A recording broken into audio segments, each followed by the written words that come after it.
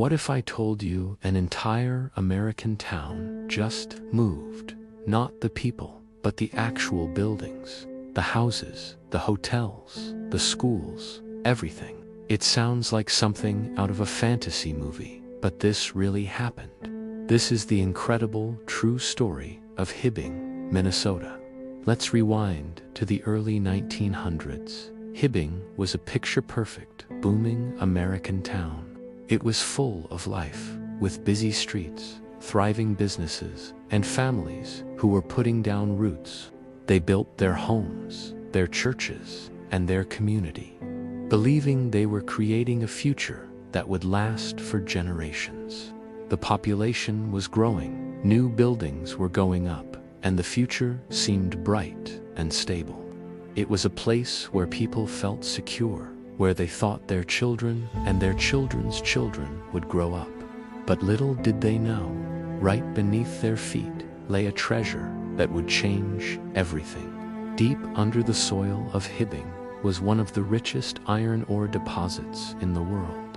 We're talking about a massive, unbelievable amount of high-grade iron ore, part of the legendary Mesabi Range. As America was rapidly industrializing, this iron was pure gold.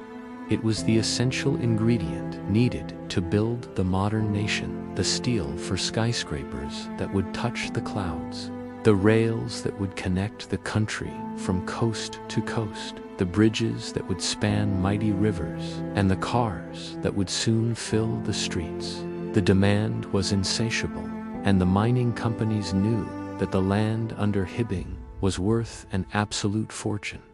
There was just one tiny little problem. The town itself, all those homes, businesses, and lives were sitting directly on top of this geological jackpot.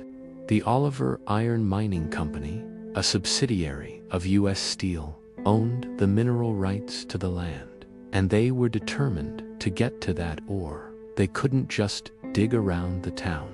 The most valuable deposits were right underneath Main Street. So, they were faced with a dilemma that had never really been encountered on this scale before. What do you do when a town is in the way of progress? The company presented the townspeople with a radical, almost unbelievable proposal.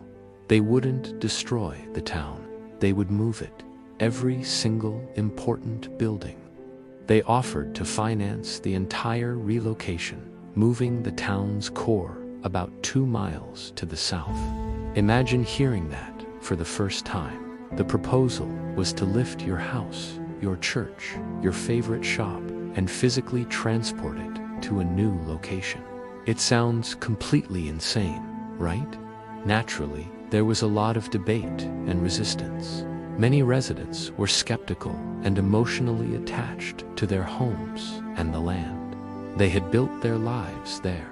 Some fought the move, refusing to believe it was even possible. But the mining company held all the cards. They owned the mineral rights, and legally they had the right to mine. The town was essentially a tenant on land that was far more valuable for what was underneath it. After years of negotiation, legal battles, and public debate, the decision was made. Hibbing was going to move. And so, in 1919, one of the most ambitious and surreal engineering projects in American history began. This wasn't just a handful of small wooden houses. We're talking about nearly 200 buildings, many of them large, multi-story brick structures. How do you move a brick hotel or a massive bank? The process was a marvel of ingenuity and sheer brute force. Engineers and a massive workforce descended on the town. The first step was to prepare the buildings. They would dig down and carefully separate the building from its foundation. Then, using an intricate system of jacks, they would slowly and painstakingly lift the entire structure, sometimes weighing thousands of tons, just a few inches at a time. Once it was raised high enough, they would slide massive wooden beams and steel rails underneath it. The building was then lowered onto giant wheeled dollies or steel rollers. Now, for the truly spectacular part, teams of horses and later powerful steam-powered tractors would hook up to the building and begin the slow, arduous process of pulling it across the landscape.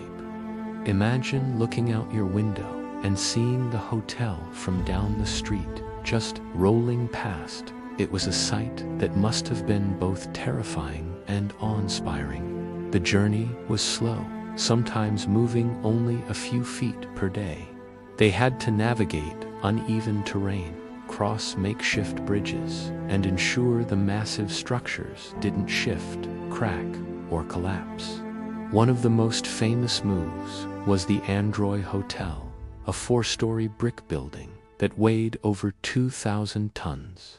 Moving it was a monumental task that captured the nation's attention. But perhaps the most impressive feat of all was moving the Hibbing High School. It wasn't just a building, it was a symbol of the town's pride and future. While the original high school was ultimately dismantled, the story of its planned move became legendary, symbolizing the scale of the entire project. Dozens of homes, businesses, banks, and even churches made the journey.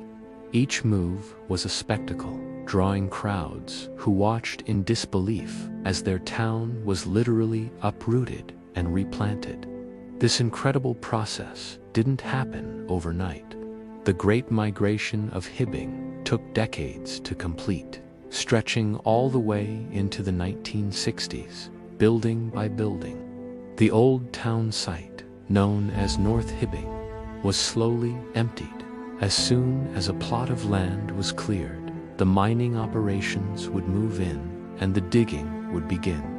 The contrast was stark. On one side, a town on the move. On the other, the ground being ripped open to reveal the red earth of the iron ore beneath. Slowly but surely, a new Hibbing took shape 2 miles south.